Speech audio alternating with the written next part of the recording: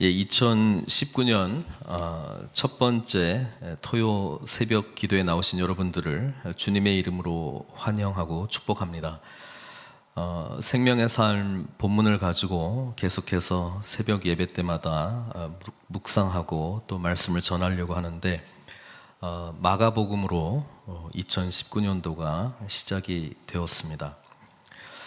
복음서를 우리가 작년 이제 통독하면서 다 읽으셨겠지만 복음서는 예수님에 대한 이야기죠. 그리고 예수님 자체가 우리에게는 복음이 되십니다. 그래서 예수님의 가르침 또 삶, 특별히 하늘 영광 버리시고 이 땅 가운데 오신 그 성육신의 사건은 그냥 사건으로만 우리가 이해하시면 안 되고 성육신의 복음입니다.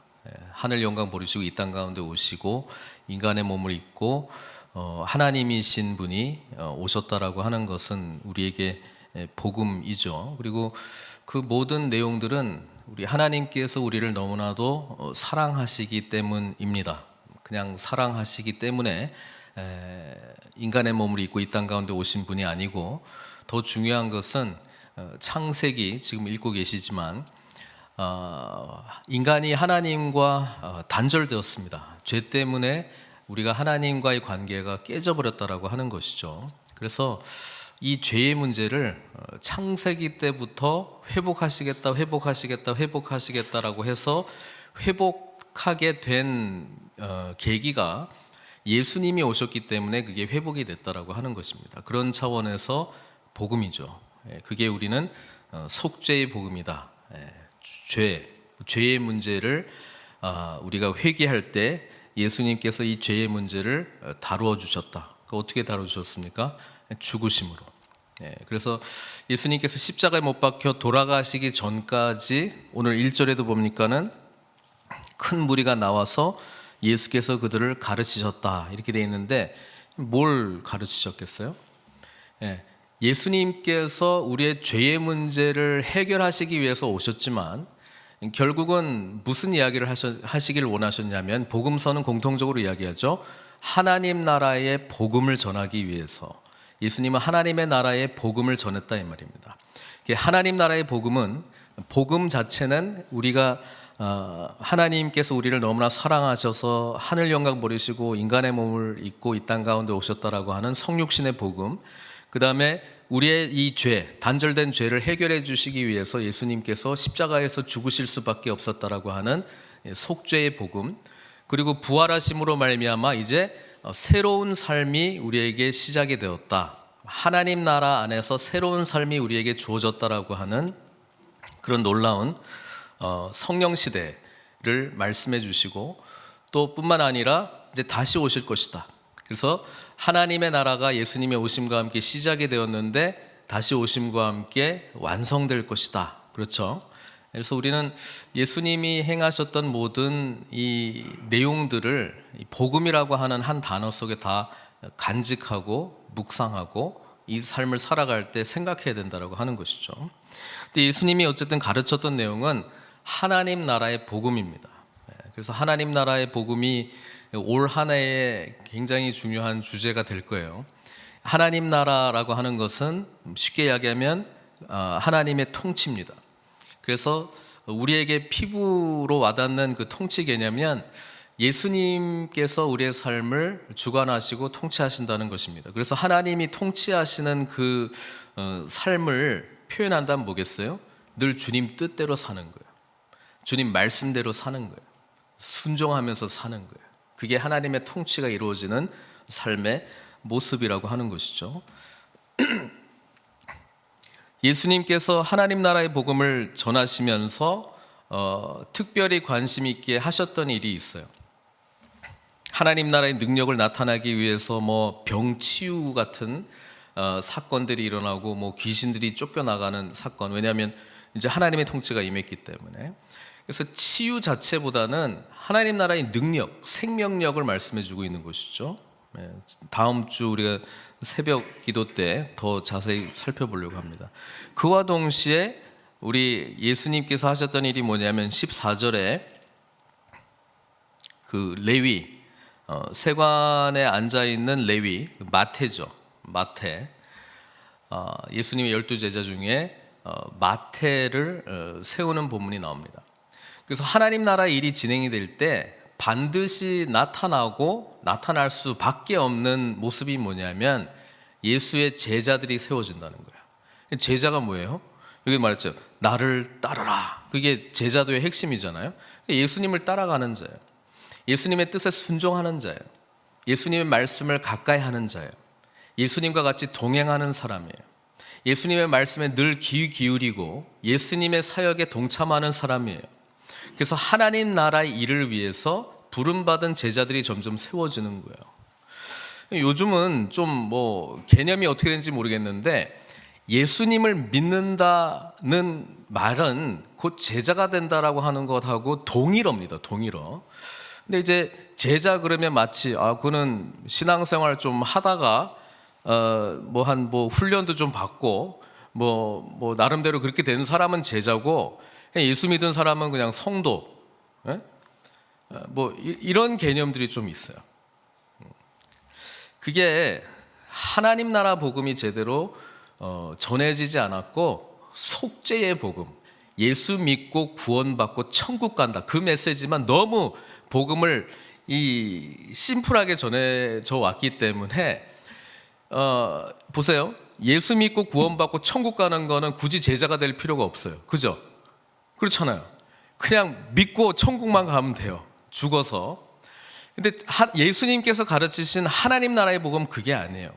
이 땅 가운데에 앞으로 재림하셔서 오실 주님이 가져오실 하나님 나라의 완성을 바라보면서 우리는 이 세상에 주님의 통치를 이루면서 살아가야 될 삶의 영역들이 있다는 거예요. 그게 우리의 소명이고 우리가 살아가야 될 삶의 자리예요.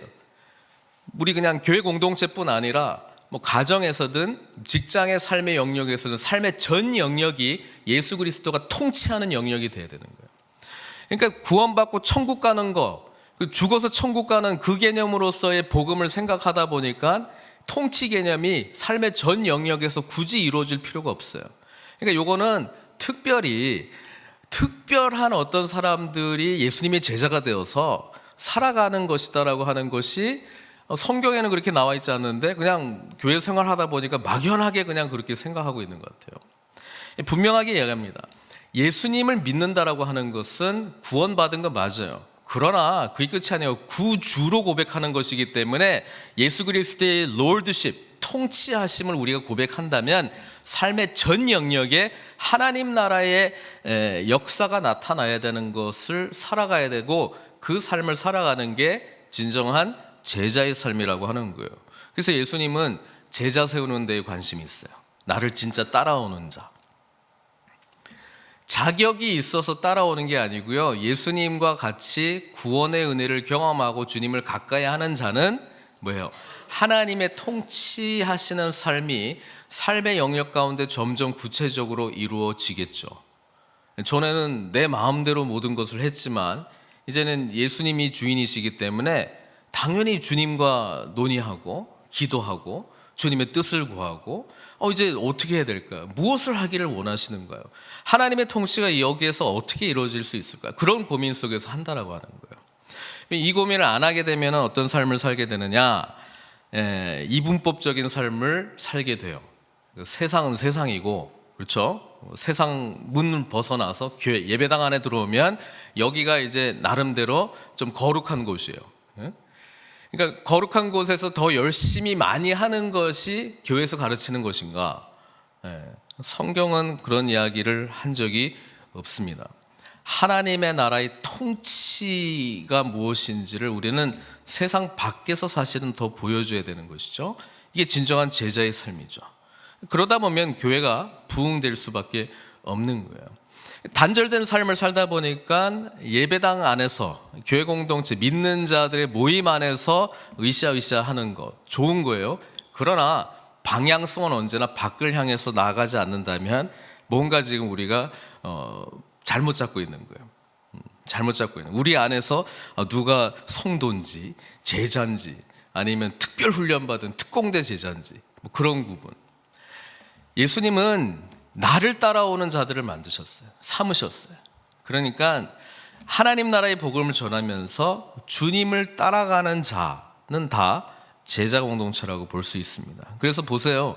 레위라고 하는 마태, 레위라고 하는 뜻이 레위 지파에 소속되어 있는 사람들에게 주는 이름인데, 뭐 그때 당시에 이제 뭐 굳이 레위 지파 아니더라도 레위라고 하는 이름을 가진 사람들이 또 많이 있었다, 뭐 이런 주석가들의 하는 이야기도 있습니다. 어쨌든 레위는 연합이라는 뜻이죠. 연합이라는 뜻이에요. 그래서 원래의 의도는 레아가 라헬로부터 사랑을 많이, 라헬하고 이제 대결하잖아요. 질투하면서 야곱으로부터 이제 세 번째 아이를 낳았을 때 이런 고백을 했어요. 내가 이제 남편하고 연합할 것이다. 라헬을 버리고 이제 남편이 나를 세 번째 아들을 낳아줬으니까 더 이제 사랑하겠지, 더 같이 지내겠지, 뭐 그런 뜻에서 레위라고 하는 이름을 지었어요.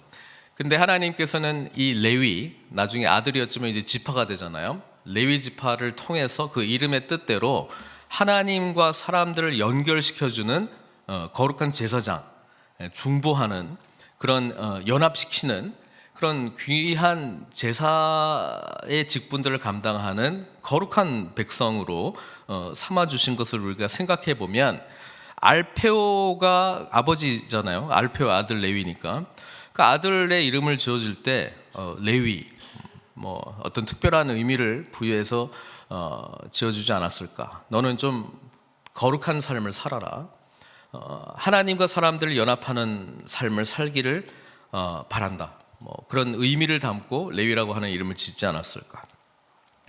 그때 레위가 뭐 하고 있어요? 세관에 앉아서 세리 역할을 하고 있다는 거예요. 세리는 그때 당시 동족들로부터 세금을 걷어서 로마에 내는 그런 일을 했거든요. 그래서 이 직업은 굉장히 천시받는 직업이었습니다.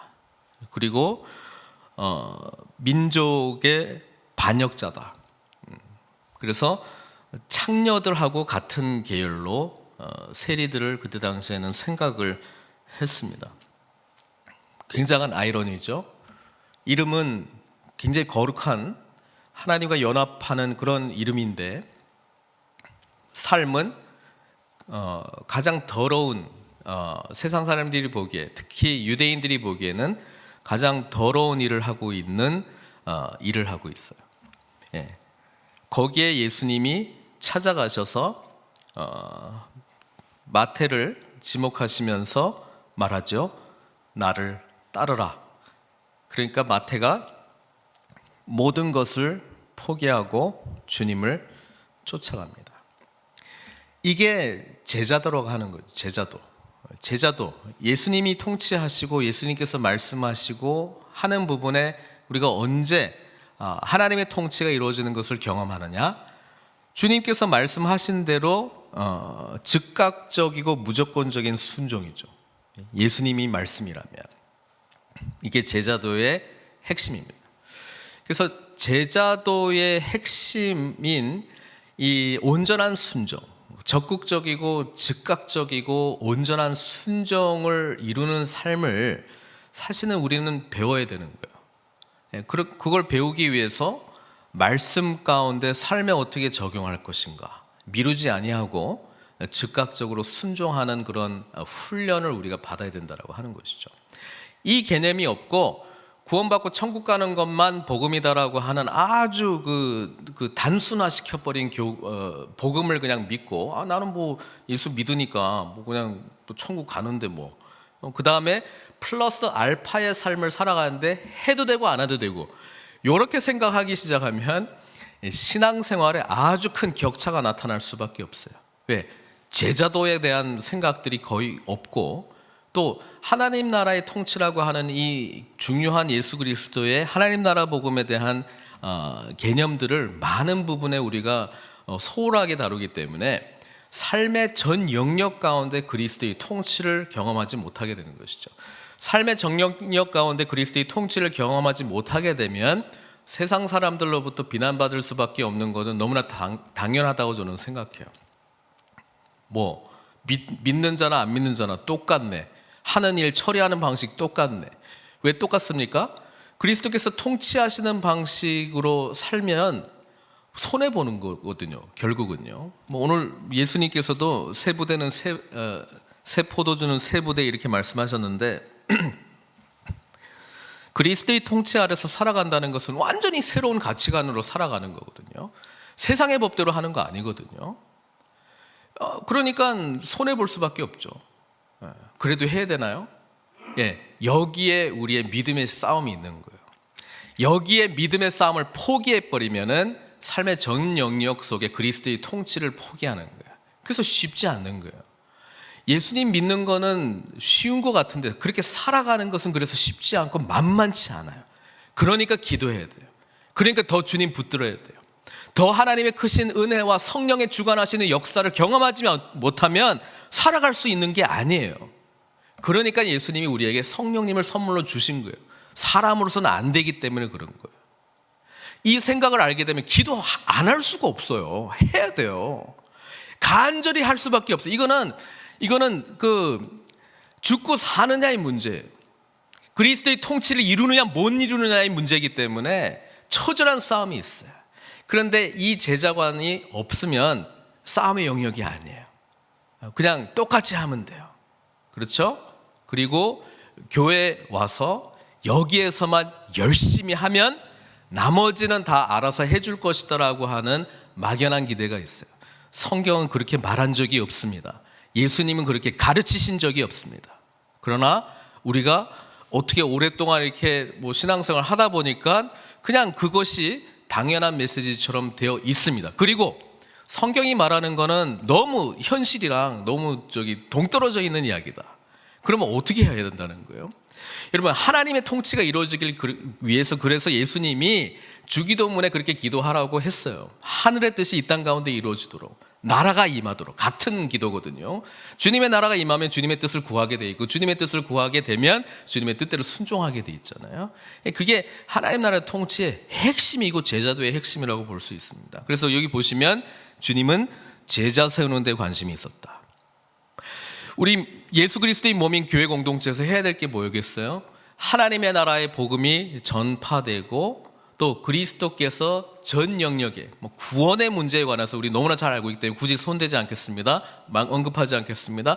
그리스도의 통치가 우리의 삶 전 영역 가운데 이루어지기 위해서 우리 스스로를, 우리 공동체를 늘 돌아봐야 돼요. 그래서 소그룹이 중요하고, 그래서 양육하냐 양육받느냐 그 관계가 중요한 거예요. 이런 관계를 통해서 뭐 하자는 거예요? 정말 그리스도의 참된 제자다운 삶을 살아가느냐 안 살아가느냐 거기를 씨름하고 고민하겠다는 거 아니겠어요? 그러니까 우리가 모일 때에 사실은요 그런 삶을 사는 게 만만치 않아요.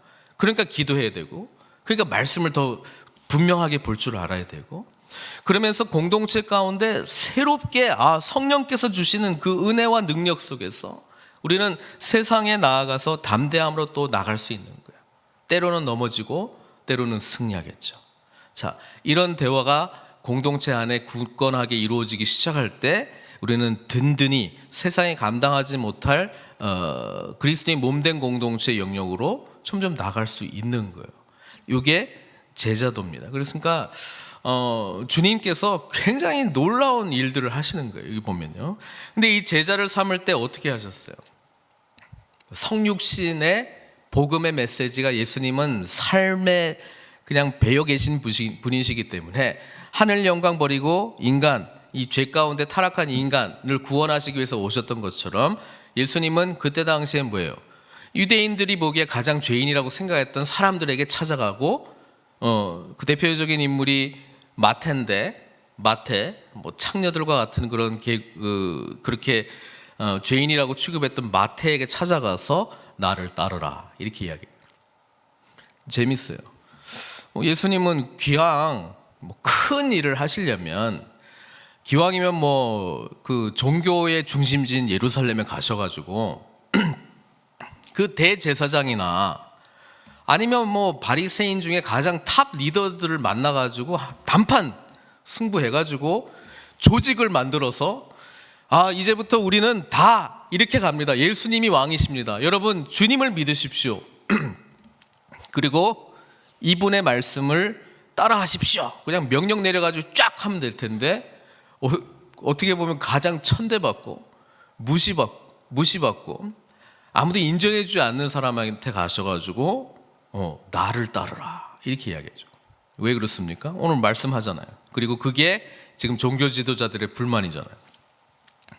15절에 그의 집에 앉아 잡수실 때에 성육신의 복음, 우리가 복음을 총체적으로 보게 되면 그래서 성숙한 자는 어떻게 합니까? 힘든 상황 가운데 찾아가는 거죠. 힘든 상황 가운데 들어가는 거죠. 피하는 게 아니고요. 저건 너무 힘들어요. 저 사람은 감당할 수 없어요. 피하고 싶어요. 괜찮은 사람들하고 지내고 싶어요. 이게 아니라 주님은 가장 복음이 필요한 자, 가장 이 생명력이 나타나야 될 사람들을 먼저 찾아가셔서 나를 따르라. 예수님을 만나게 된다라고 하는 것이죠. 만날 때에 변화가 일어난다라고 하는 게 복음의 능력 아닙니까? 그의 집에 앉아 잡수실 때에 많은 세리와 죄인들이 예수와 그의 제자들과 함께 앉았으니 이는 그러한 사람들이 많이 있어서 예수를 따름이니라. 굉장히 재미있는 내용이에요. 세리, 죄인, 예수님과 같이 앉아 있어요. 근데 예수님을 따라가요. 예수님을 따라가는 삶이 제자도거든요. 근데 예수님은 죄인들을 지금 제자의 길로 인도하고 계세요. 그게 복음의 능력입니다. 바리새인들이 나타납니다. 예수님은 이 종교 지도자들과 하여튼 안 좋은 관계를 계속 지속합니다. 왜 그렇습니까? 바리새인들은 세상과 분리된 자들이라는 뜻이에요. 바리새라고 하는 뜻이 우리는 분리되어 있다. 우리는 저들과 틀리다.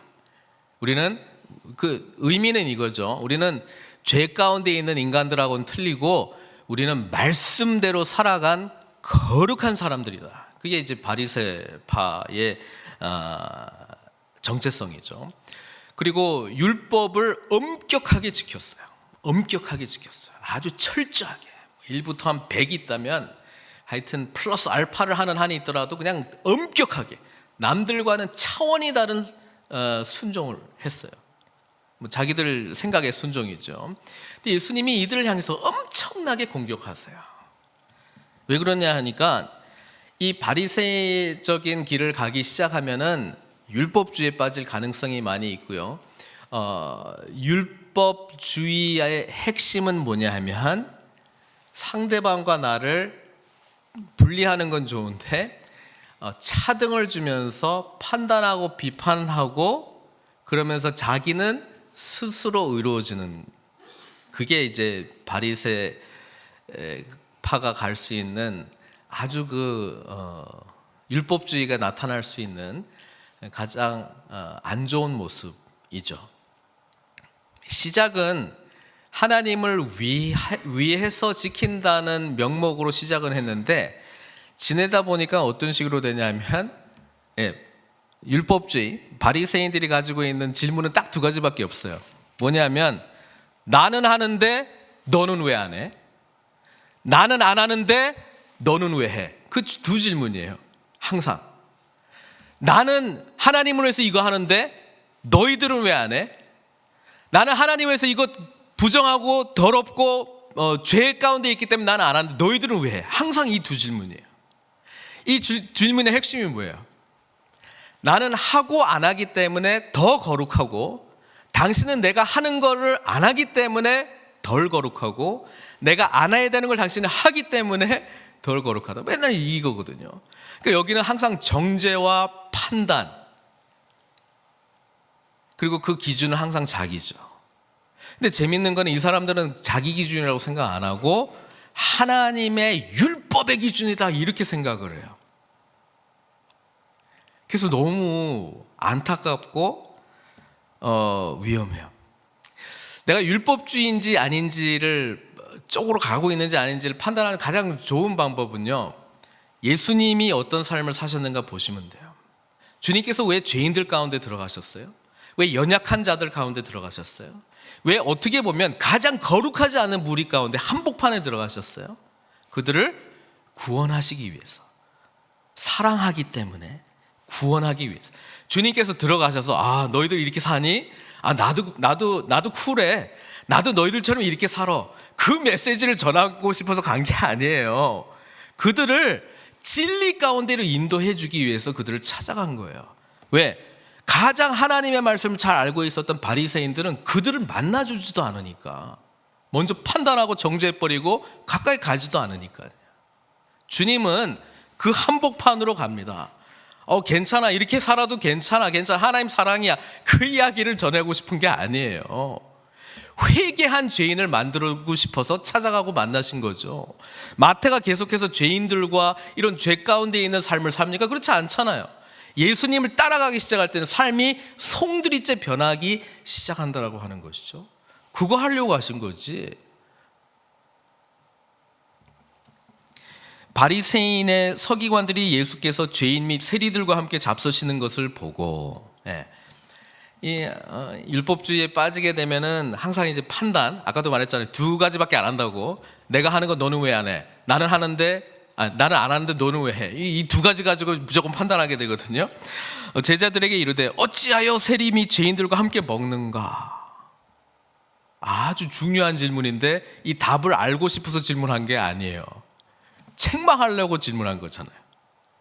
이 질문은 좋은 질문이에요. 왜 예수님은 세리와 죄인들과 함께 먹는가? 중요한 질문이에요. 우리를 사랑하시기 때문에, 우리를 구원하시기 때문에, 또 우리가 보는 이 복음의 틀로 보면은 성육신의 복음의 메시지잖아요. 고통받는 자, 소외받는 자, 죄인들 찾아 들어가셔가지고 그들을 구원하기 위해서. 그래서 예수님이 아주 순진하게 대답하셔요. 의사가 건강한 자에게는 쓸데없지 않냐? 그리고 병든 자에게는 쓸모가 있지 않냐? 나는 의인을 부르러 온 것이 아니요. 왜? 이 세상에는 의인이 없기 때문에. 나는 죄인을 부르러 왔노라. 이 말 속에는 너희는 근데 의인이라고 생각하고 있네? 그러니까 바리새인들인 너희들은 내가 필요 없겠네. 이렇게 되는 거예요. 이들은 죄인을 회개시켜서 하나님 나라의 백성으로 만들어주시는, 의롭게 해주실 주님이 필요한 자들이고, 바리새인들은 스스로 자기들이 엄격하게 율법의 내용과 리스트를 만들어 놓고 다 지켰다라고 생각하기 때문에 뭐예요? 사람들 앞에서 나는 괜찮은 사람이야, 그거를 드러내야 되는데 어떻게 드러내냐면 나는 하는데 너는 왜 못하니? 나는 안 하는데 너는 왜 하니? 그거 가지고 이제 그거를 드러내는 거예요. 핵심이 그거예요. 근데 정작 이들은 그렇게 하고 있는지를 몰라요. 또 금식의 문제를 가지고 예수님이 다루시잖아요. 요한의 제자들과 바리새인의 제자들은 금식하는데 당신의 제자들은 왜 금식하지 않냐? 똑같잖아요. 우리는 하는데 당신들은 왜 안 하냐? 그렇잖아요. 그 질문이잖아요.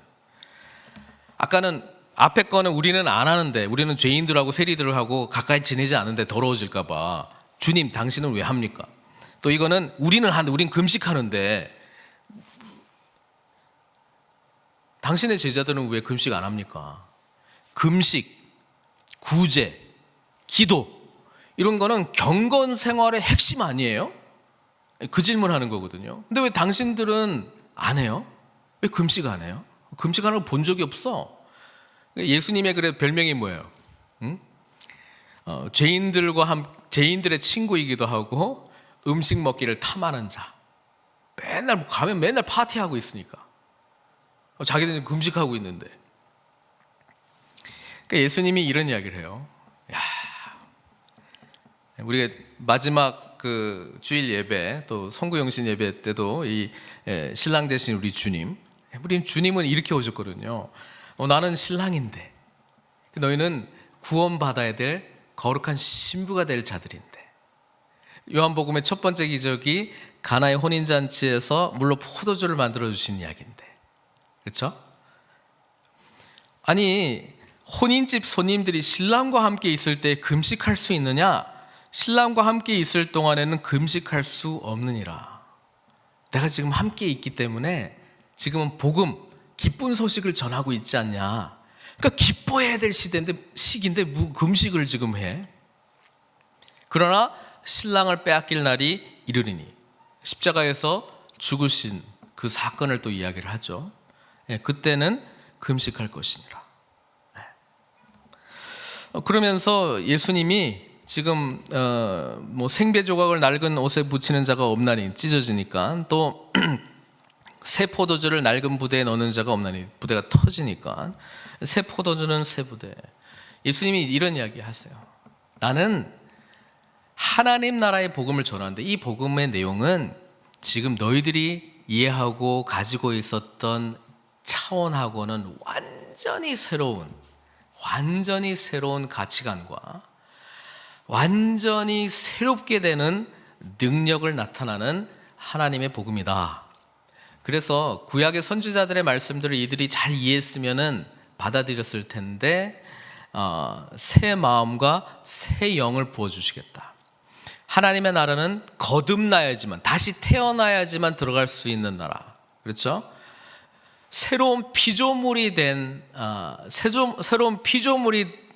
모인 공동체, 새로운 그리스도의 영이 우리 가운데 성령님의 역사하심과 함께 시작되는 놀라운 하나님 나라 시대. 그게 새 포도주는 새 부대, 이렇게 이야기를 하고 있어요. 이 내용이 예수님께서 우리들에게 가르쳐 주신 복음의 내용입니다.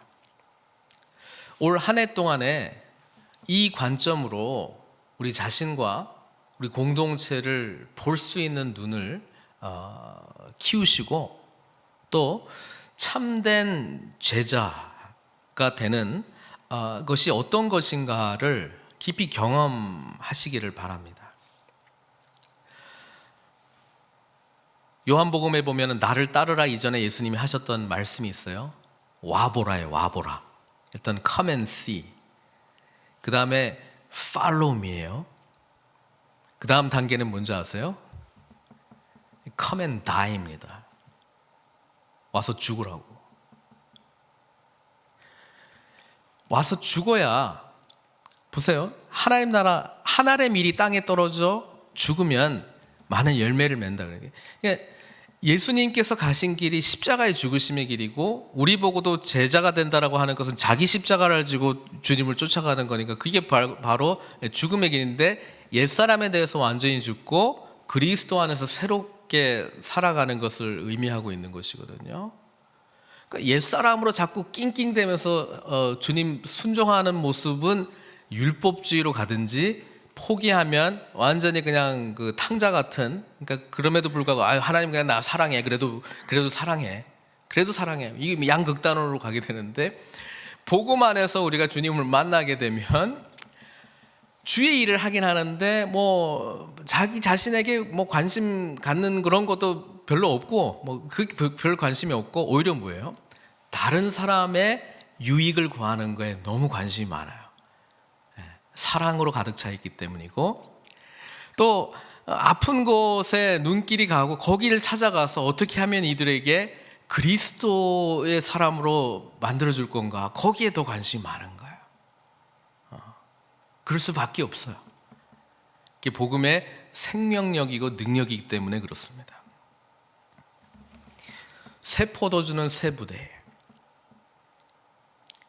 옛 부대를 가지고 예수님께서 부어주시는 새로운 포도주를 자꾸 받으려고 그러면 뻥뻥 터지고, 안 터지게 하기 위해서 자꾸 예전의 것들을 자꾸 지키려고 하고, 이게 힘들어요. 새롭게 시작하시려면 새롭게 시작해야 되죠. 그렇게 하기 위해서 늘 항상 제로 가운데 우리의 그 시작점을 잡으세요. 그리고 주님께서 나에게 오늘 부어주시는 그 은혜 가운데 어떻게 주님의 통치를 구원하신 것에 대해서 너무나도 다 확실하다고 저는 믿고요. 어떻게 하면 그리스도의 통치를 우리의 삶 전역 영역 가운데 나타날 것인가, 이 고민 속에서 올 한 해 씨름하시고 주님을 깊이 만나시고, 그래서 성숙한 모습으로 주님 앞에 흠없는 순결한 신부로 드려지는 그날을 소망하면서 함께 정진해 나가기를 주님의 이름으로 축원드립니다. 같이 기도하기를 원합니다. 오늘 말씀 굉장히 중요한 말씀들이 많이 담겨져 있는데요. 예수님은 하나님 나라의 복음을 가르치셨고요. 그 하나님 나라의 복음의 그 실현을 위해서 제자들을 세웠다라고 하는 것을 기억하셨으면 좋겠습니다. 제자는 예수님을 따라가는 자고 그리스도의 통치를 사모하는 자, 그러니까 늘 하나님의 뜻을 구하고 주님께서 말씀하신 대로 순종하는 삶. 그리고 오늘 주님은 복음 중에서도 성육신의 복음의 내용을 보여주셨어요. 가장 아파하는 자를 향해서 뚜벅뚜벅 찾아가시고 들어가셔서 그들에게 복음을 증거하시는 삶. 그리고 율법주의와 참된 복음 안에서 사는 거의 차이를 우리 종교 지도자들과의 논쟁 속에서 말씀하셨고, 마지막에는 새 포도주는 새 부대에 담아야 된다, 이렇게 말씀해 주셨잖아요. 말씀을 다시 한번 좀 묵상하면서 하나님 앞에 올 한 해 동안에 영적으로 성숙하기 위해서 우리가 결단해야 될 것이 무엇인지, 또 주님의 도움을 구해야 될 것이 무엇인지, 또 어떤 영역 가운데 그리스도의 통치가 온전히 이루어져야 될지 좀 생각하시면서 우리 하나님 앞에 좀 기도하고 하는 시간을 갖도록 하겠습니다. 함께 기도하시도록 하겠습니다. 복음이신 우리 주님을 찬양합니다. 복음 가운데 우리가 서게 하여 주시고, 복음이신 주님을 온전히 따르는 참된 제자의 삶을 살게 해 주시옵소서. 그러기 위하여 우리 안에 이미 내주하신 성령님, 그리고 우리를 새로운 피조물로 만들어주신 주님의 놀라운 능력을 온전히 믿고 새 부대에 담겨져 있는 새 포도주와 같은 삶을 살아갈 수 있는 저희들 될 수 있도록 날마다 주님의 뜻을 구하고 주님의 말씀대로 순종하는 은혜를 허락하여 주시옵소서. 2019년도 주님과 동행하며 더욱더 성숙해 나가기를 원하옵고, 삶의 전 영역 가운데 가정이든 일터든 어디에서든지 간에 주님께서 우리의 왕이시고 바로 하나님의 나라가 주님의 통치 가운데 온전히 이루어진다라고 하는 그 고백과 삶의 모습을 주님 앞에 온전히 올려드리는 삶으로 우리 한 사람 한 사람 인도하여 주시옵소서. 모든 것 주님께 의탁드리옵고 예수님에게 하신 이름으로 기도드리옵나이다.